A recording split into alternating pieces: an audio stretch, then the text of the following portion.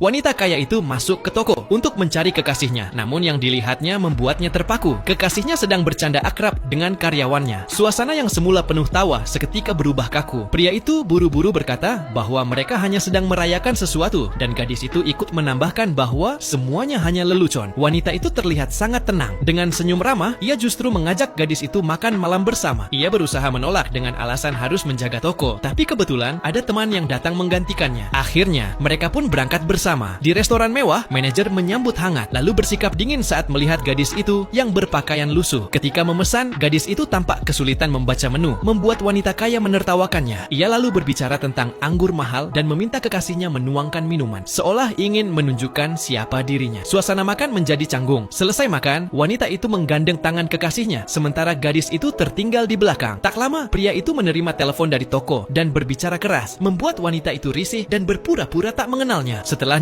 ia menawarkan untuk mengantar, tapi ditolak. Tak lama, seorang pria kaya datang menjemput sang wanita. Melihat itu, kekasihnya hanya bisa diam dengan perasaan tidak nyaman. Beberapa hari kemudian, media datang ke toko untuk mewawancarai gadis itu karena terpilih sebagai pegawai terbaik bulan ini. Reporter meminta mereka berpose bersama, bahkan berfoto dalam posisi mesra untuk promosi. Ia sempat menolak, tapi akhirnya setuju setelah dijanjikan foto itu tidak akan dipublikasikan. Namun malamnya, foto itu justru diunggah ke media sosial. Pria itu panik dan mencoba menghubungi kekasihnya, tapi tak dijawab. Sementara itu, wanita kaya itu melihat foto tersebut dan melampiaskan amarahnya dengan minum. Ketika pria itu datang, ia melihat wanita itu pulang diantar oleh pria lain. Pacarnya terlihat manja dan tertawa, membuat hatinya perih. Ia teringat bahwa selama 3 tahun bersama, ia tak pernah diundang ke rumahnya. Tapi pria kaya itu bisa masuk. Sementara itu di toko, gadis yang tadi jadi pegawai terbaik tiba-tiba dipukul dari belakang hingga pingsan. Beruntung pria itu datang dan membawanya ke rumah sakit. Dokter mengatakan tidak ada luka parah di kepala, tapi usus buntunya pecah dan harus dioperasi segera. Di sisi lain, ibu dari wanita kaya itu diam-diam menyelidiki latar belakang pria tersebut. Ia datang ke toko berpura-pura menjadi pelanggan besar dan meminta barang dikirim ke rumahnya. Ayah pria itu menerima pesanan dengan bangga. Ketika pria itu mengantar sendiri, ia terkejut melihat alamatnya adalah rumah kekasihnya. Begitu masuk, ibunya menyambut dengan dingin dan sengaja memberinya tip di depan sang putri untuk mempermalukannya. Yang lebih menyakitkan, sang kekasih hanya diam tanpa membela. Setelah ia pergi, ibu sang wanita memerintahkan pelayan membuang semua barang yang dibeli. Barulah setelah itu, sang wanita menelpon kekasihnya, meminta maaf atas sikap ibunya. Pria itu menjawab bahwa ia baik-baik saja, namun matanya yang berkaca-kaca menunjukkan sebaliknya. Ia mengingat semua penghinaan yang diterimanya. Pria itu akhirnya mengerti, selama ini dirinya tak pernah dianggap setara. Air matanya jatuh perlahan, bercampur dengan dinginnya angin malam.